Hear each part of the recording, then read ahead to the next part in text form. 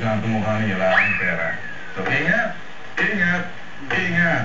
Oh, okay. Eto ho. Sana ho may matutunan kayo dito, ha? Panoorin niyo ito. Lahat dapat sisihin. Panoorin.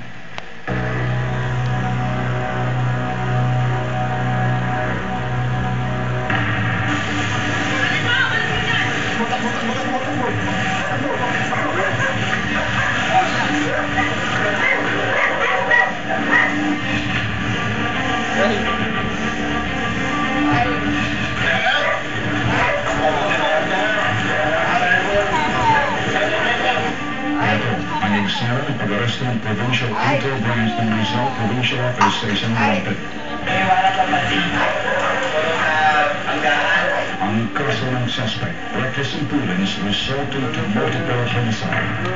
March ng 2011, lumapit sa lipat ng magulang na 3 biktima sa kaso nito.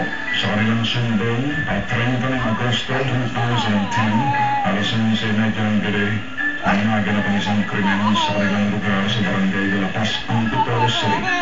Ang resident na Silver, galing po siya ng galing po siya ng bayan. Itong mga anak namin nakasakay sa motor, ng Pine City. Yung driver ng Honda Sedan, bali overtake doon sa isang tricycle. Isang tricycle, nakailag siya.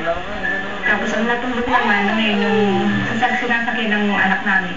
Tumilapon po yung tatlo. Sabi po silang tatlong namatay. Ang kanilang mga nabiktima sa krimeng ito.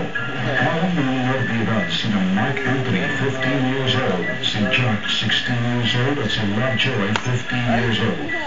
Ang suspect na siyang nagmamero sa Lumanggang kotse na Silver Sedan ay si Emerald Concepcion, 22 years old. Driver mo ng isang krono sa kanilang lugar. Sobrang baranghapi ng mga namatayang magulang. Pahuli lang ang nagtatagong suspect na si Emerald Concepcion. Parang ito pulaban siya naka-aksidente sa kanyang sumayari ng sasakyan. Sana po siya dahil hindi naman ayaw kung kanilang tingnan. Pangalawa, mga bata pa. Kaya kung nakasandoon niya dahil kaya ng kanyang amo. Kaya baliwala sa kanya yung nangyari na patay ng mga bata.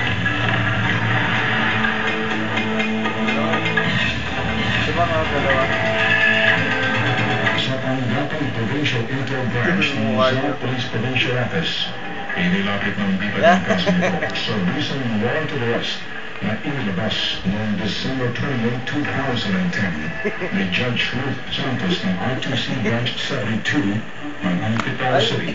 Pinagplanuhan ng maigi ang paghuli sa wanted na si Emerald Concepcion.